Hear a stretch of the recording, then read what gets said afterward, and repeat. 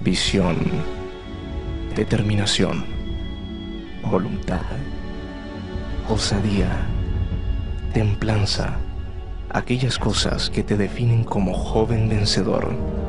Cruz, muerte, resurrección, esperanza, vida eterna, aquel que determina y cambia el rumbo de tu vida, lo que te redefine y te hace aún más que vencedor. Conócelo, Más que Vencedores, una iglesia viva en Cristo Jesús.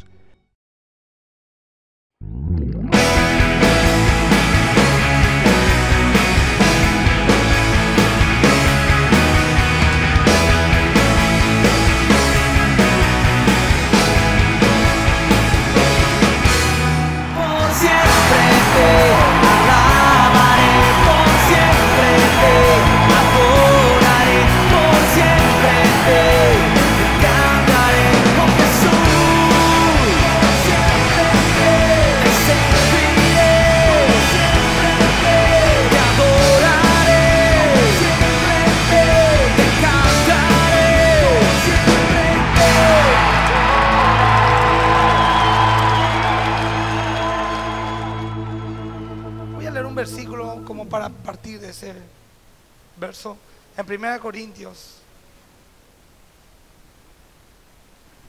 1:18 dice: porque la palabra de la cruz es locura a los que se pierden, pero a los que se salvan, esto es a nosotros, es poder de Dios para salvación. La cruz es la esencia del Evangelio. ¿Qué es la cruz? La cruz consistía en un palo vertical de unos 2,5 metros de largo, que muchas veces se dejaba permanentemente en el lugar de la ejecución, una estaca así. Para los escritores romanos, la crucifixión era el suplicio, literalmente, el suplicio más cruel y horroroso de todos. Se aplicaba generalmente a esclavos y a libres no romanos por crímenes de robo, homicidio, traición o sedición. Después de haber sido condenado, el reo sufría los azotes prescriptos, lo que a veces producía la muerte. Ya el azote mismo producía que el reo muera antes de ser crucificado. Luego, si sobrevivía a los azotes, se le imponía el patibulum, la madera transversal, y se le llevaba por las calles principales hacia un lugar fuera de la ciudad. En este caso, en Jerusalén se decía la calavera, el Calvario. Pero en todas las ciudades romanas había un Calvario, ¿me explico? Iba custodiado por soldados y llevaban un título o una tablilla blanca con el nombre y delito escrito. ¿Se acuerdan? Es aquí el rey de los judíos, pusieron, ¿verdad? ¿Saben por qué? Era una burla, porque el pecado de Jesús fue supuestamente sedición. Él se quería ser rey y no había más rey que el César. En el lugar de ejecución, el reo era desnudado totalmente y sus vestidos se tornaban como botín para los soldados. Luego de haberles atado y clavado las manos en el patíbulum, levantaban a este con las víctimas, colocándolo en su lugar. O sea, clavaban y le levantaban y le encastraban en la madera transversal. De manera que los pies quedaban a poca distancia de la tierra, no mucha. Por último, se colocaba el título sobre el condenado, dejándolo en agonía. Lo horrible de la muerte por crucifixión se debía en parte al intenso dolor causado por la flagelación, los clavos y la posición incómoda del cuerpo, que dificultaba profundamente la respiración. Además, la deshidratación por la pérdida de sangre, el sudor y la fiebre producía una sed intolerable.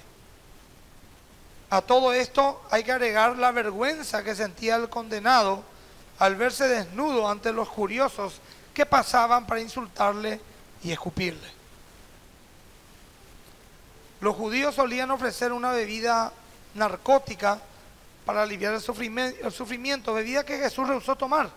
Eso lo vemos en Mateo 23, 34, cuando le ponían en un palo una estaca, una esponja mojada con un vinagre que era narcótico, le anulaban por el dolor. Era para humanizar un poco más esa muerte. Pero Jesús no lo tomó.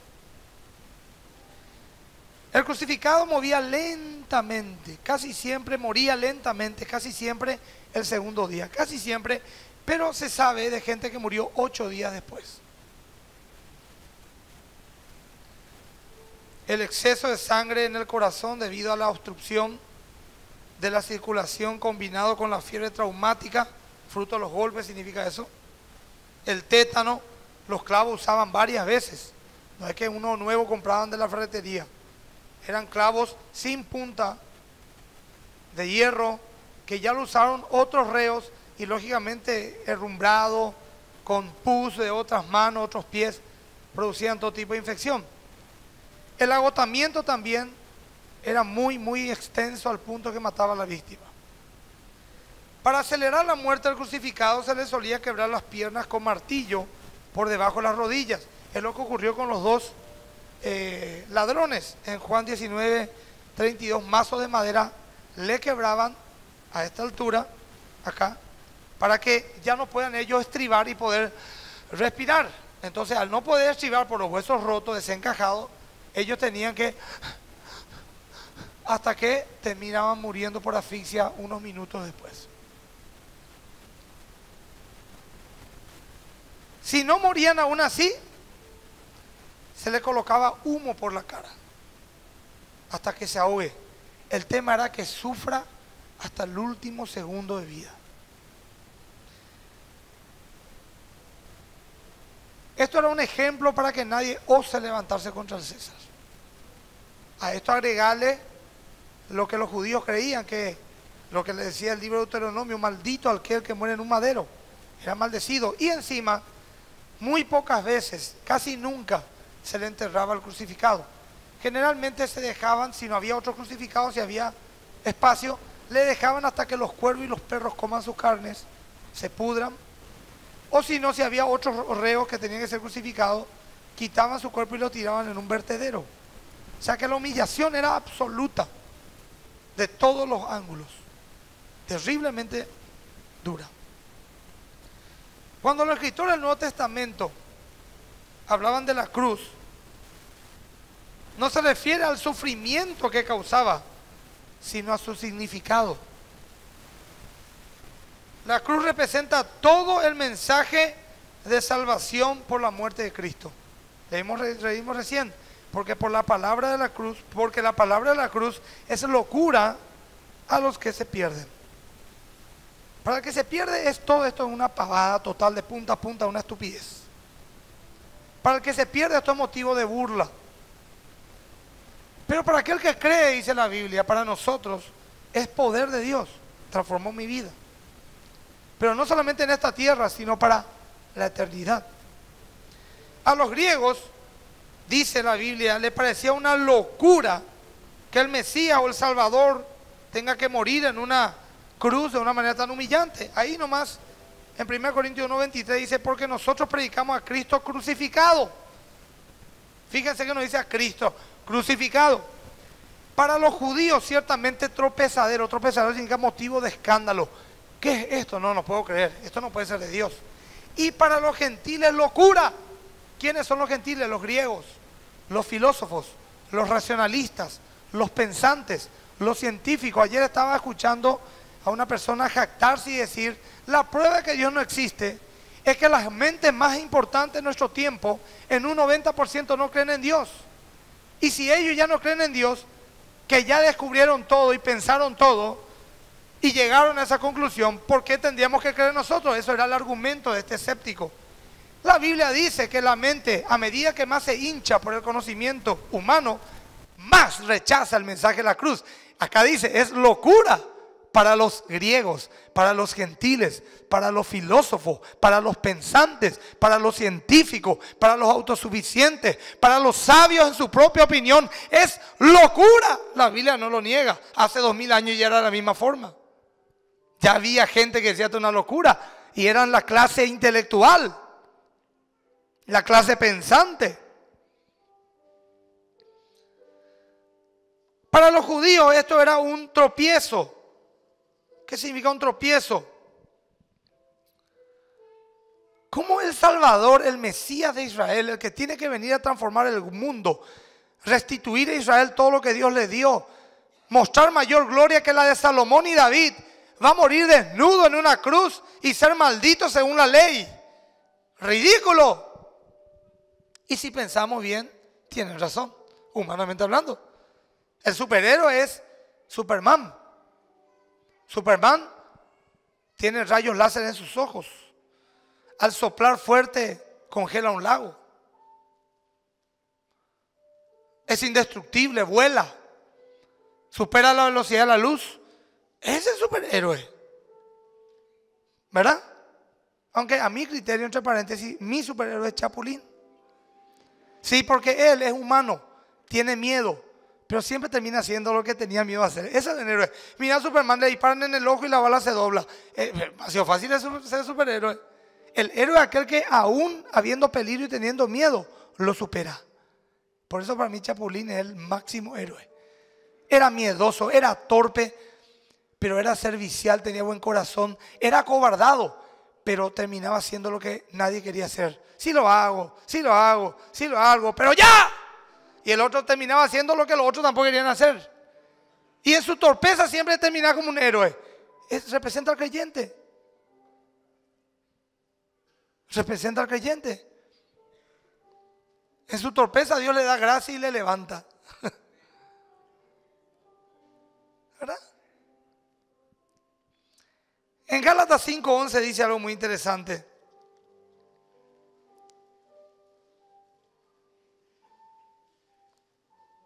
Pablo dijo a los Gálatas: y yo, hermanos, si aún predico la circuncisión, ¿por qué padezco persecución todavía?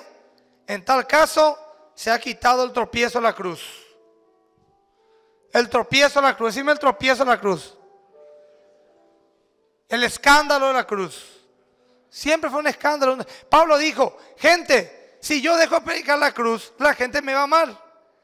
Pero como sigo predicando la cruz, los judíos me desprecian. Los griegos dicen: estoy loco. ¿Querés saber si estás predicando la cruz de verdad? Alguien se va a molestar. A alguien no le va a gustar.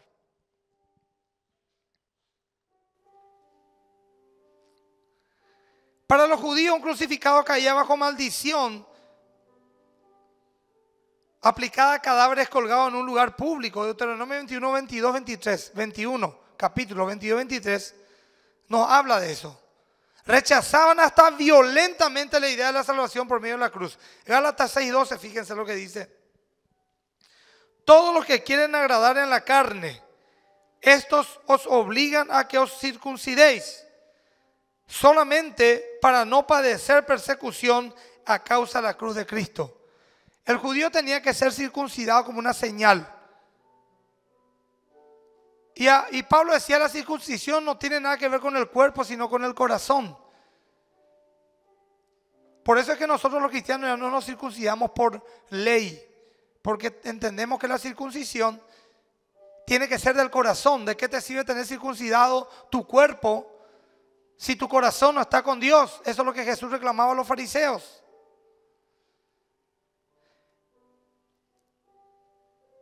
Pablo decía que el predicar algo que no sea la cruz iba a traerle muchos beneficios en todos los aspectos.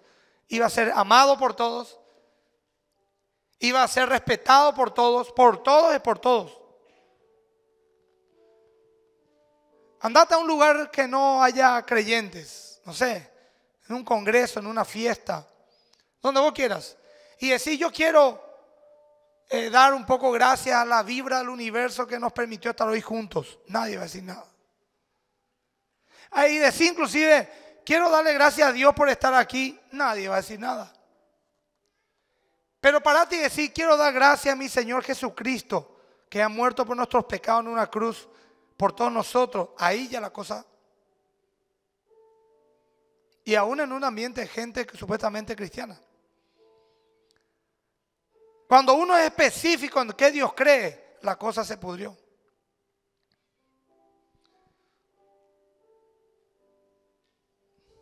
Me ha tocado predicar en esos ambientes muchas veces, hermano. Es muy incómodo, pero la palabra tiene que ser dada. Y al terminar, más de uno viene y te acerca y te dice, ¿sabes qué? Una vez un profesor del colegio me dijo, vení un poco, me dijo, nunca más me venga estas payasadas a hablar a mi alumno, me dijo. Yo hablé de la cruz de Cristo y el plan de salvación. Nadie tiene la verdad absoluta, mi hijo.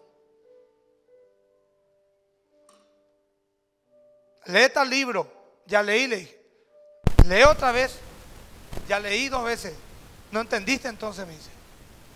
No hay Dios. Y entró para resarcir toda la avalancha de tonterías según él que yo dije. Y les cauterizó totalmente otra vez la mente a los jóvenes. Pero yo ya di la palabra. En Filipenses 3:18.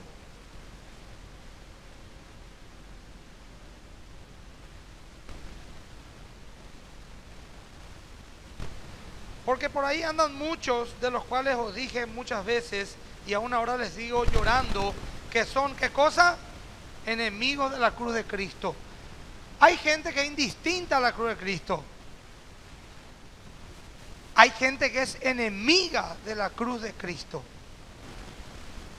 Cranea, piensa, escribe, habla, predica en contra de la cruz de Cristo. Y suele venir mucho por aquí a hacer conferencias de eso. Enemigos de la cruz de Cristo. Dicen que hay muchos caminos. Dicen que Cristo es uno de los tantos profetas. Y otros directamente ya se van en contra de Dios y de su palabra. Antes las Biblias se quemaban. Hoy ya no se pueden quemar. Hay que desvirtuarla. ¿Me explico? Los cristianos, sin embargo, veían en la cruz su salvación. Fíjense lo que dice 1 Corintios 2:2. Mientras el mundo se burlaba de esa cruz, los cristianos veían en ellos, en él, su salvación. Pues me propuse no saber entre vosotros cosa alguna, sino a Cristo y este crucificado, dice. El apóstol Pablo alega de que él solamente quiso predicar a Cristo y a este Cristo crucificado. Y el 5 dice, ¿para qué? Para que vuestra fe no esté fundada en la sabiduría de los hombres, sino en el poder de Dios. Yo le pregunto a los escépticos, ¿por qué vos no crees? Y porque mi mente, mi razonamiento y los argumentos científicos me demuestran que no es así. Entonces su base es la sabiduría humana. ¿Me explico? Por eso dice, para que vuestra fe no esté fundada sobre el intelecto humano, sino sobre el poder de Dios. Hay gente que dice, yo creo porque entendí. No es entender mentalmente, es experimentar el poder de Dios en una vida transformada. Hay muchos eruditos bíblicos, generalmente europeos, que ya quitan todo lo sobrenatural de la Biblia para hacerlo más entendible. Y si igual que la Biblia le quita lo sobrenatural, el poder de Dios, es un libro cualquiera.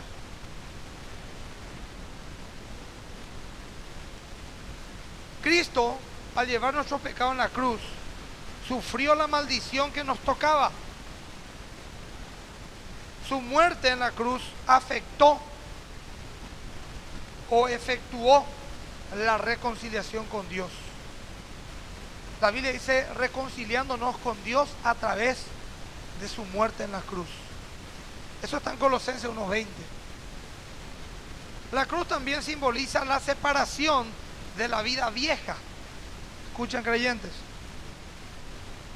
Por su unión con Cristo, el creyente participó en su muerte sobre la cruz. El creyente simbólicamente participó en una muerte en la cruz, Romanos 6:6.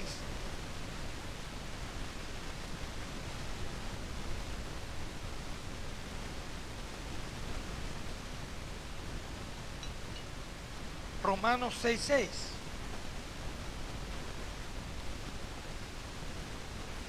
Voy lento, quiero que entiendan bien, que digieran cada cosa que digo. Sabiendo esto, que nuestro viejo hombre fue crucificado juntamente con él para que el cuerpo del pecado sea destruido, a fin de que no sirvamos más al pecado. Hay gente que sirve al pecado y le sirve al pecado.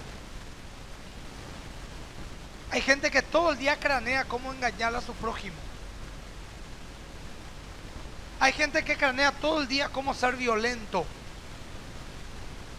Hay gente que todo el día cranea cómo enfermar a la gente.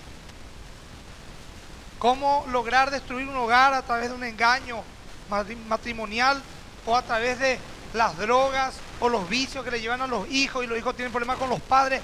Destruyen.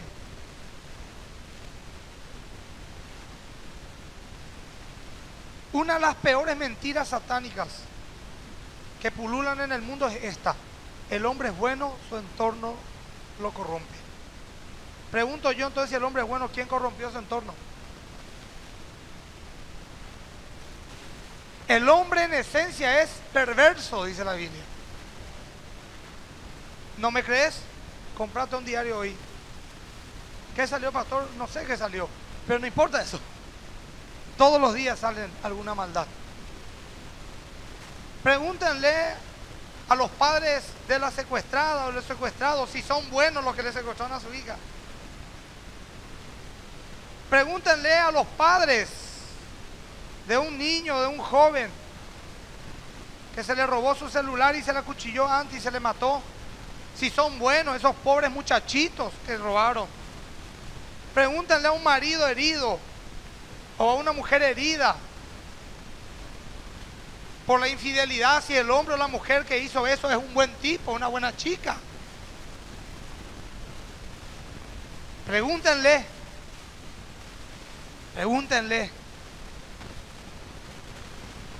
a los perseguidos políticos si ese gran estadista que les metió a la cárcel por pensar distinto es un buen hombre y un benefactor de la sociedad.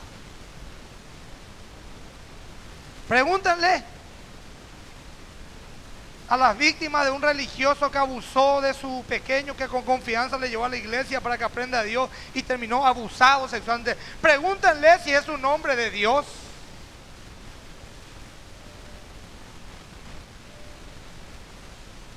Hermanos, el problema del pecado en el ser humano es visceral. Y mientras no comprendamos esto, jamás podemos ver a la cruz como el único y verdadero remedio para el pecado. Estuve tratando muchos problemas esta semana y la semana pasada. Viene un matrimonio y me dice: pastor, no lo aguanto más a este tipo. Y ella, pero pastor, y ella me contesta y me grita: pastor, él es un vago. Y se pelean. Y viene otra pareja y me dice: pastor, mi hijo es así, el otro envió, mis padres son así. Y así sucesivamente. Y Dios me habló y me dijo: dile a todos ellos que le falta temor de Dios en sus vidas, porque con el temor de Jehová el hombre se aparta del mal.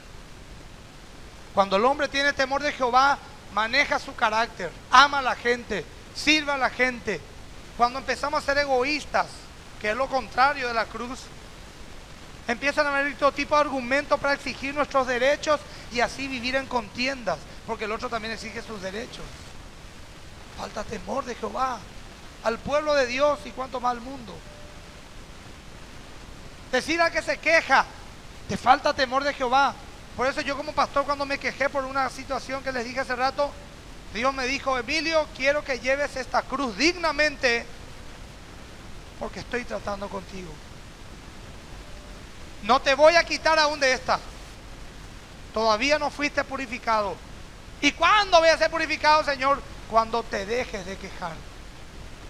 Ahí significa que tu voluntad ha sido doblegada y que estás dispuesto a recibir lo que tengo para tu vida.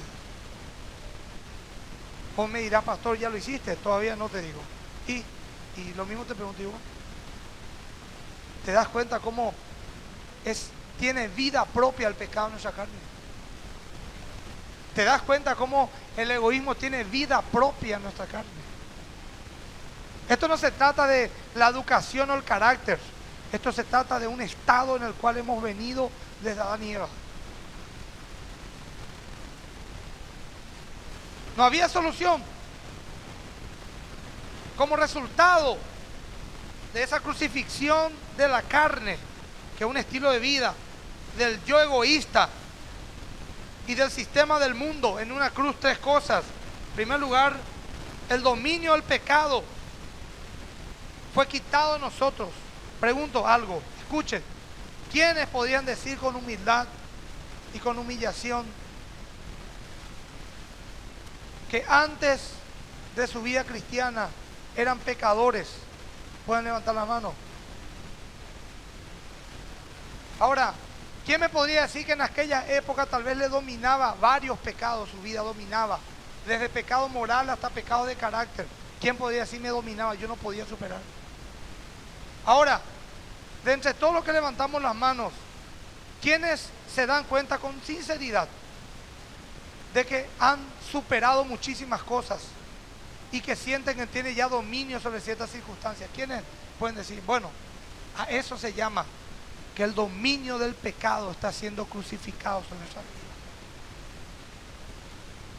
Y yo sé que es así. Todavía tiene un montón de defectos, todavía tiene un montón de problemas, pero en mucha gente yo veo que el dominio del pecado ya no ejerce fuerza en su vida.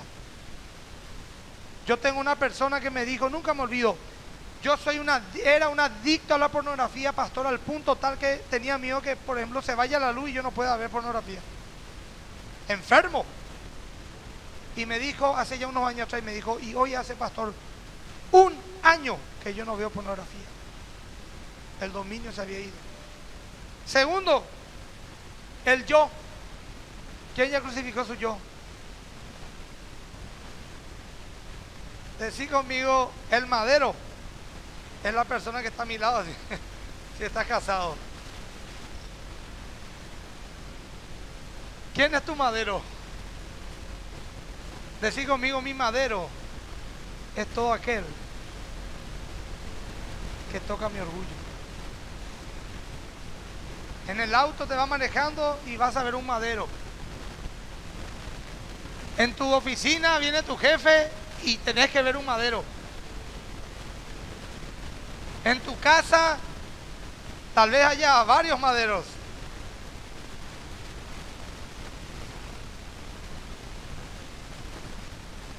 Yo no te digo que viva en un estado de problemas. Lo que te estoy hablando es mirar la provisión de Dios en todas circunstancias te toque vivir, para que eso no te amargue y una vez superado aprendas. Porque eso es lo que necesitamos aprender. Hay gente que se amarga después de la prueba y Dios lo que quería es que salgas purificado después de la prueba. ¿Entiende, gente? También en la cruz el sistema del mundo crucificamos. Gálatas 6:14. Gálatas 6:14.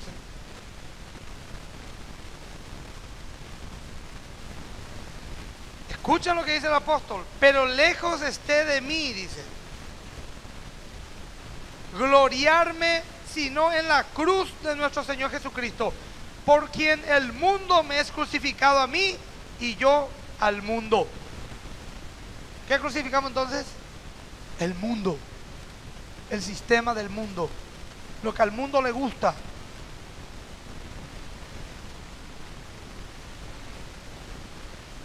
Crucificamos el yo cuando dijo, estoy juntamente crucificado con Cristo, yo, y ya no vivo yo, sino Cristo vive en mí.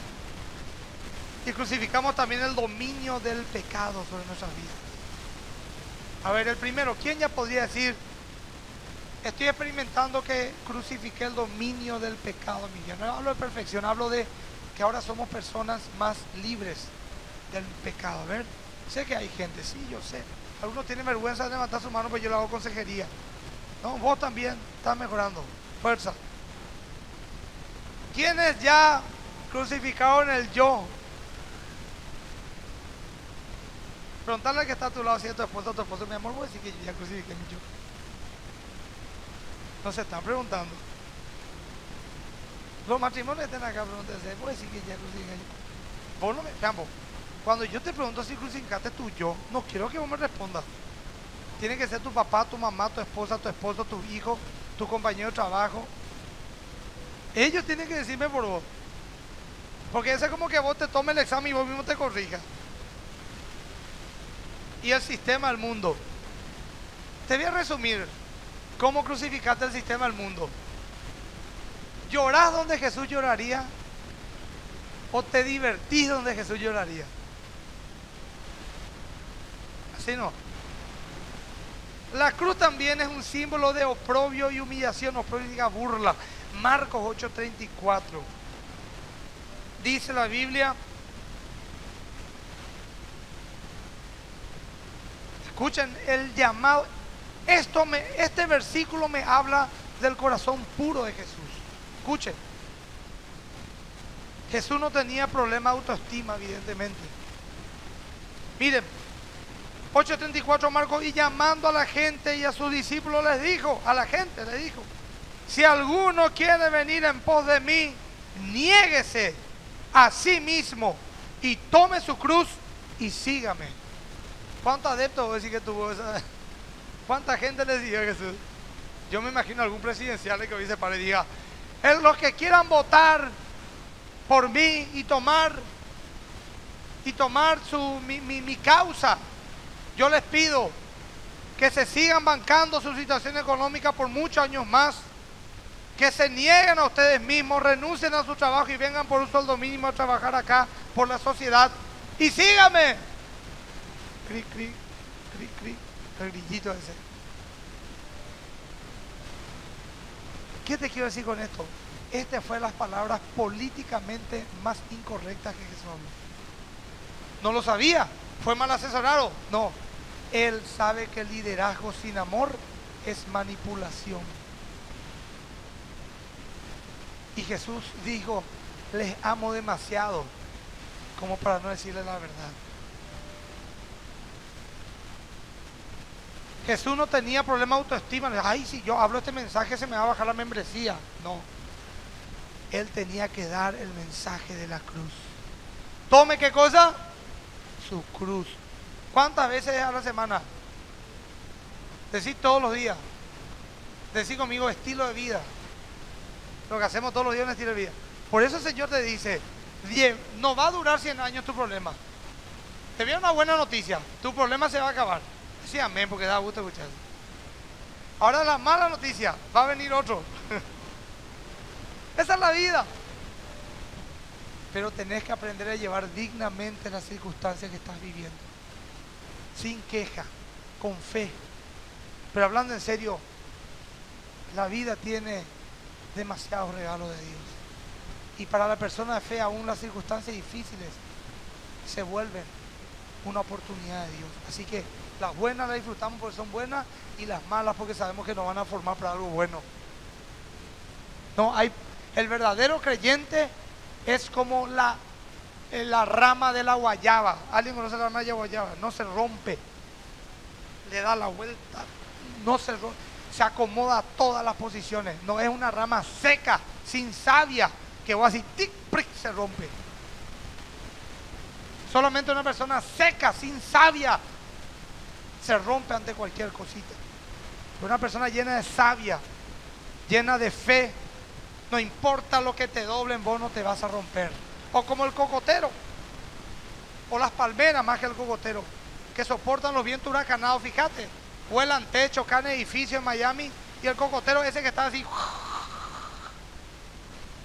después lo encontré parado. Esa estructura de concreto calculado por ingenieros de primer nivel caen. ¿Y el cocotero? Porque su raíz es tan profunda como su altura. Decir conmigo, mi raíz tiene que ser tan profunda como mi altura. O de otra manera, decir conmigo, voy a atender de no crecer más que mi raíz.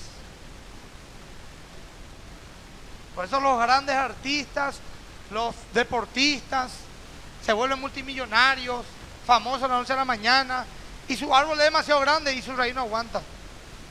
Y también pasa con los hombres de Dios, su ministerio crece, demasiado espectacular, ya es el único ungido, y al rato, ¡brum!, la soberbia. Su raíz no es profunda. El cocotero es flexible y tiene una raíz profunda.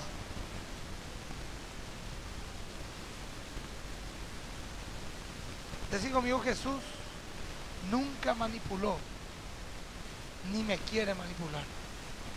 Este es el mensaje que te estoy dando. Toma tu cruz cada día dignamente y sígueme. Claro que va a haber arreglo. ¿Quiénes ya escucharon respuesta de Dios? ¿Quiénes Dios ya le dio respuesta? ¿A quiénes Dios le quitó el problema? A mí toda la hora. A mí toda la hora. Pero yo me encargo de traer uno nuevo. Pensá bien, y la mayoría de tus problemas son fruto de tus malas decisiones. De decisiones egoístas, carnales. La mayoría, no digo todo.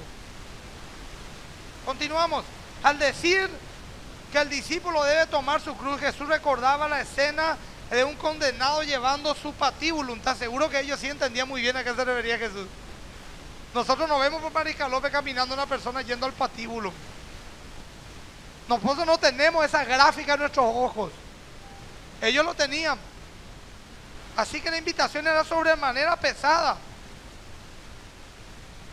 De igual manera, el discípulo de Jesús muchas veces debe de aceptar el desprecio y renunciar a sus derechos propios. ¿Quiénes ya alguna vez renunciaron a sus derechos? Cedieron y sufrieron ya oprobio o burla por predicar de Cristo. Los que nunca sintieron eso, aún no han manifestado a Cristo en sus vidas. La cruz es una locura para el mundo porque la cruz representa justamente todo aquello que la gloria humana desecha. Escuchen. Porque la cruz es sinónimo de humillación, dolor, muerte, maldición, persecución, burla, locura, torpeza, necedad. En Gálatas 6:14 dice: lejos esté de mí gloriarme sino en la cruz. ¿Por qué se va a gloriar en la cruz? ¿Por qué no se gloria el apóstol Pablo en sus milagros, en su capacidad de diálogo, en sus escritos, en su influencia? Él dijo: me voy a gloriar en la cruz, me voy a jactar de mis pruebas. El hombre en el huerto del Edén tomó la decisión de buscar su propia gloria y dejar la de Dios. Satanás le dijo a Eva: seréis como Dios, y ahí empezó todo. El hombre, al querer ser como Dios, buscaba, en primer lugar, gobernarse a sí mismo, o sea, ser independiente a Dios, recibir más conocimiento y poder para satisfacerse a sí mismo y no a Dios. Conoceréis la verdad. ¿De acuerdo? También buscaba recibir gloria en vez de darla. Nosotros como seres humanos fuimos creados para dar gloria a Dios, pero ahí, tornado con el pecado, quiere recibir gloria. ¿Sí o no? Ser Él el centro de todo y no Dios.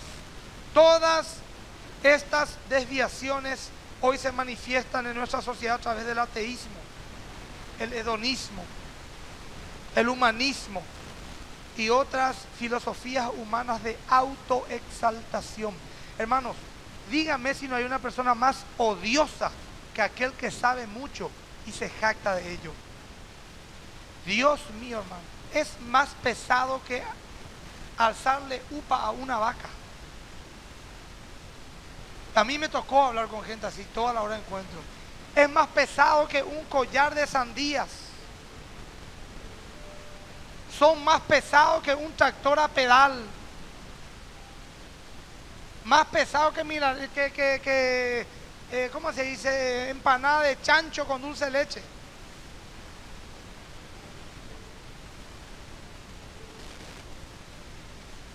No ha de haber alguien más pesado y arrogante que la persona que cree saber mucho y se jacta de ello.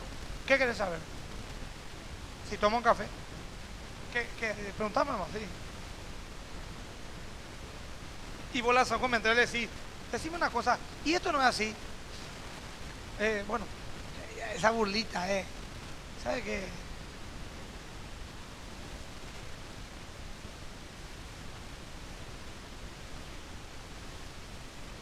Mi dicho favorito es: cambio todo lo que sé por la mitad de lo que no sé. Cambio todo lo que sé por la mitad de lo que no sé. Esa es mi oferta. Hay gente que no, ya sabe todo. Todo sabe. Bueno, por un lado el hombre se separó de la gloria de Dios y por otro lado se vistió de su propia gloria. El pecado es justamente eso: aislarse de la gloria de Dios e hincharse con la propia gloria humana. En Romanos 3:23 dice: por cuanto todos pecaron, buscaron su gloria, fueron destituidos ¿de qué? De la gloria de Dios. ¿Me explico, gente? ¿Me van siguiendo?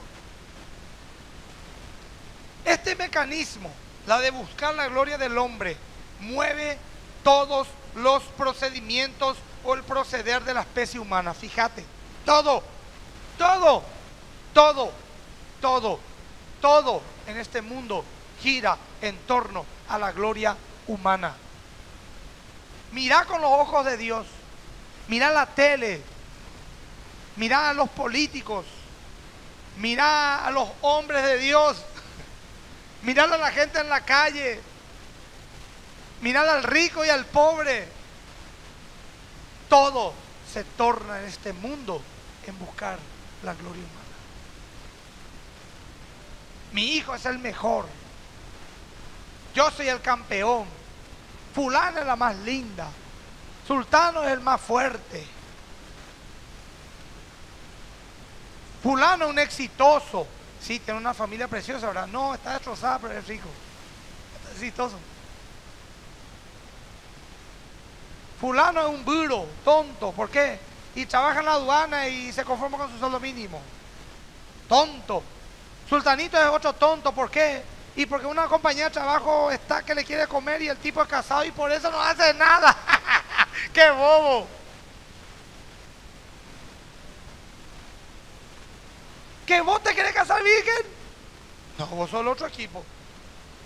Sí, soy del otro equipo, ¿estás seguro? ¿Estás seguro de ser del otro equipo? Soy del equipo de Dios. Estoy viviendo de tal manera que mi futuro no me preocupe. Ahora vos ya te hiciste el examen de HIV. No, yo no me voy a hacer ni loco. ¿Y por qué? Yo conozco gente, no se quiere hacer el examen. Y si tenés, no quiero nomás, me voy a morir nomás. Pero ni loco. O sea que no vive de tal manera que el futuro no le preocupa. Al verse el hombre, yo y vos nos vemos en esa cruz, el mismo, justificado con Cristo, se despoja de toda su gloria, desecha su orgullo, destrona su propio gobierno y alcanza a través de la cruz la salvación, y a través de esta salvación vuelve a su estado original de pureza. ¿Qué es lo que todos estamos buscando?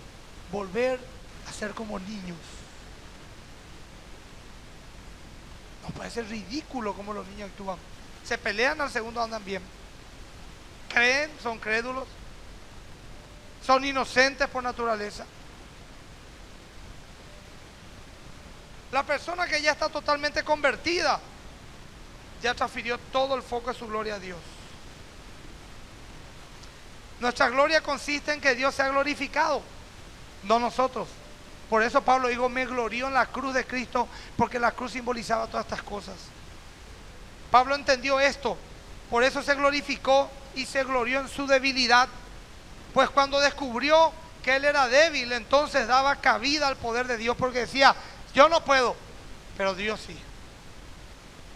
Entonces él despojaba su propia fuerza y dependía de Dios en fe. Que Dios haga por mí, decía, ya que yo no puedo. Se despojaba de su yo para que Dios haga algo. Esa era su actitud de vida, y bajo este principio él entendió que en su debilidad era fuerte y la gracia de Dios lo era todo. Decime conmigo, Dios busca a los débiles. Pablo dijo, tuve una enfermedad. 3 veces pedí a Dios por ella. 3 veces clamó. 3 veces ayunó y oró con fe, el gran apóstol que sanaba gente, que resucitaba muertos. Y Dios le dijo, bástate mi gracia. Significa, en tu debilidad yo me voy a glorificar. ¿Quién tiene alguna debilidad acá? ¿Sabes qué significa en tu debilidad me voy a glorificar? Significa que de verdad entendiste que vos no podés, pero Dios puede. Yo, por ejemplo, hermano, delante yo le digo, yo jamás me imaginé que iba a ser un pastor. Es más, yo a Dios le dije, pero es una torpeza elegirme a mí como pastor. Fulano, mengano tiene ese pastor, ellos son tranquilitos, son más buena onda. Yo soy un pireba ahí, soy un calentón, pero en el aspecto de las leche hervida. Me cuesta orar, me cuesta ayunar, me cuesta doblegarme, me cuesta ser humilde, me cuesta ser sencillo. Ese soy yo. Si hay alguien que no reúne condiciones para ser pastor, soy yo. A mí me gusta el dinero, por eso quería ser un multimillonario. A mí no me gusta el dinero, yo sé que usted. Yo nomás quería tener el auto del año y laburé y tener muchos negocios. A mí me gustaba la violencia. Fui campeón sudamericano de kickboxing. Me era mucho más fácil aplicar versículos, mejor es dar que recibir que ir a orar. Me cuesta formar mi carácter. A mí, estoy contando mi testimonio. Hermanos, yo creo que Pepi, por ejemplo, puede ser un pastorazo. Javier Bello también puede ser. Eric también puede ser un pastorazo. Todos ustedes pueden decir, yo no puedo ser, yo no tengo que ser un pastor. Y Dios me dijo, por eso te escogí, porque no serví para nada para este trabajo. Porque el día que vos seas un pastor y que yo te levante y que yo use tu vida para bendecir a otros, no vas a poder decir, bueno, pero a Dios no le quedaba otra que escogerme si yo soy un winner. No, no voy a poder glorificarme, voy a decir, Dios hizo esto. ¡Wow! ¡Qué locura! ¡Qué locura! ¡Qué locura! Eso es lo que Dios quiere hacer de tu vida. Una gloria para Él tan grande que la gente diga, wow, solo Dios pudo haberlo hecho. Solo Dios pudo. Voy a contar un testimonio. Ayer se casó Phoebe acá. Ella fue a Francia y se enamoró de un muchacho que no era creyente. Y se puso novia con ese muchacho. Si Phoebe no le contó esto a su marido, ya es su problema. Yo ya estoy contando. Y mi esposa estaba muy quebrantada. Y yo le escribía por Messenger. Y ella me dijo, pero pastor, yo estoy sola, no tengo a nadie. Es mi novia, un buen muchacho, ya va a creer en Cristo. Y mi esposa dijo, tengo una palabra para Phoebe. Y cuando Phoebe vino a visitar acá en Asunción, porque ella está viviendo allá, mi esposa le dijo, de parte de Dios te digo, que no te quiten tu corona. Y esta relación que estás teniendo con ese muchacho va a quitar lo que Dios tiene para tu vida. Dios quiere usarte a ti como una puerta para lo apostólico, para lo profético, para lo espiritual en Francia, y estás fallando el camino. Ella lloraba y nos contaba su contexto y era muy difícil. Y le dije, con esta poca fe te vas a ir y vas a pedir a Dios que te ayude. Se fue, rompió su relación sentimental y al poco tiempo le conoce a un muchacho, no al poco tiempo, pasó un año. Le llegó una provisión económica, no sé, de una herencia. Le conoce a un muchacho con quien se casó, Timoteo, creyente. Pero creyente, acá están sus padres, ayer sus padres son italianos, viven en la frontera con Francia, perdón, con Alemania, en Francia, a 300 kilómetros de París. Y su hijo Timoteo se casó virgen, francés, creyente. Sus padres aquí estaban cantando y su mamá dijo en italiano, yo y mi casa serviremos a Jehová. Yo siempre dije sobre Timoteo las probabilidades que Phoebe encuentre un hombre así en Francia eran 1.000.000 a 0. Y encima Timothée se casa con una chica de apellido Caro Serafini, descendiente francés-italiano, y él es un francés hijo de italiano. Y ya le llevaron 2 veces al apóstol a predicar. Y ya abrieron las puertas para que la palabra de Dios llegue a las iglesias francesas, no latinas en Francia, de franceses. Y lloren y reciban el Espíritu Santo. Y ella diga, jamás en mi vida he visto esto en mi iglesia. Sí, cierto, baby, sos débil. Pero Dios quería manifestar su gloria en tu vida. Tenías que creerle, tenías que guardar silencio, tenías que sufrir soledad, porque Dios estaba cambiando una oruga en una mariposa, una metamorfosis, una dependencia total. Y vino este muchacho, excelente muchacho. Ayer yo tuve el privilegio de casarles. Su hermana pasó y le cantó una música de gracia. Su papá se paró y le cantó una música de gracia. Su mamá se paró y me dijo, a mí una señora, un amor, un encanto. Y dijo, yo le dije, en italiano me hablaba, yo le dije, yo en mi casa serviré a Jehová. Cuando él fue a Francia, yo me preocupé cuando él fue a París. En París casi no hay creyente, no hay. ¿Con quién se iba a casar mi hijo? Jamás creí que iba a estar en Paraguay. Abrí el mapa para ver dónde estaba Paraguay. ¿Cómo Dios hace las cosas? Dijo su papá ayer en italiano acá. ¿Cómo Dios hace las cosas? Las probabilidades de que eso ocurra humanamente son casi imposibles. Pero Dios ya tenía preparado. Mientras ella seguía haciendo con su fuerza, Dios decía a Timothée, tranquilo, voy a formarle mi matuto. Y te voy a dar así cuando ya esté en condición de recibir. Y a vos también te voy a formar en fe para que reciba un regalo de cielo. Es hijo mío la cruz, el mejor ataque para solucionar todo. Ahora yo quiero